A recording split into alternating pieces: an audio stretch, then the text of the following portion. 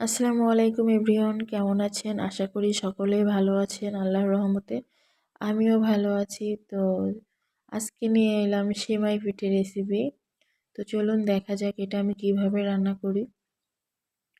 প্রথমে এখানে আছে নারিকেল কোড়া, কাঠবাদাম আছে, পেস্তা বাদাম আছে, আর আছে চিনি, আর এখানে আছে খাঁটি গরুর দুধ। তো প্রথমে আমি পাতিলাতে দুধটা ঢেলে নিব, তারপর এটা গরম করতে বসিয়ে দিব। এটা নাড়াচাড়া করতে হবে ভালোভাবে, এবং হালকা গরম হয়ে গেলে তখন বাদামগুলো ঢেলে দিব। এর আগে আমি তেজপাতাটা দিয়ে দিয়েছিলাম। তো এটা বারবার নাড়াচাড়া করতে হবে। নারিকেল কোড়াটা দিয়ে দিলাম, দুধটা যেন উতলে পড়ে না যায় সেজন্য একটু নাড়াচাড়া করতে হবে বারবার।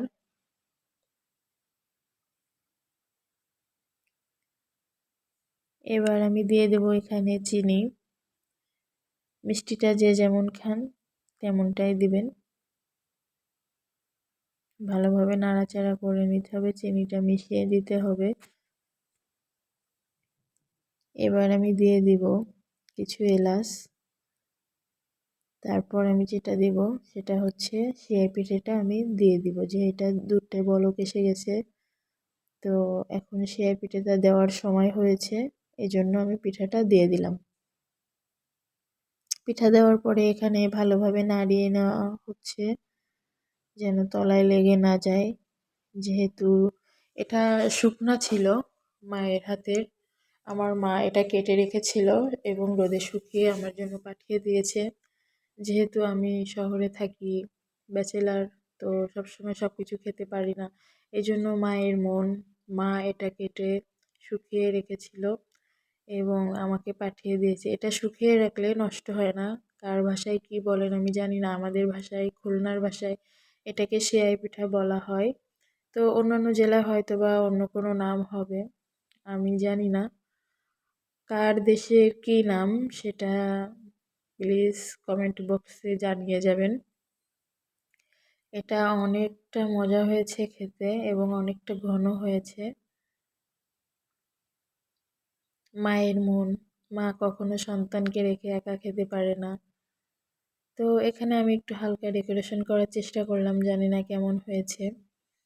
তো এই হলো আমার আজকের রেসিপি। কেমন হয়েছে সবাই অবশ্যই জানাবেন। আমি জানি না কতটা পেরেছি রান্না করতে, বা আমি কতটা বোঝাইতে পারছি, যেহেতু আমি এখানে প্রথম এটা রান্না করলাম। আগে কখনো, এখানে আমার বিড়ালটা খাওয়া ধরছিল, ওর মুখ থেকে কেড়ে নিতে যাচ্ছিলাম, আসলেও খেতে পারবে না, তারপরেও আমি ট্রাই করে দেখতেছি, তারপর আপনাদেরকে জানাবো কেমন হয়েছে। জাস্ট ওয়াও, অসাধারণ! সত্যি অনেক মজা হয়েছে, নিজের হাতে রান্না করছি বলে বলছি না। তো সবাই এভাবে ট্রাই করবেন। জানি না আমি কতটুকু পেরেছি। তো সবাই আমার জন্য দোয়া করবেন এবং ভালো থাকবেন। আল্লাহ হাফেজ।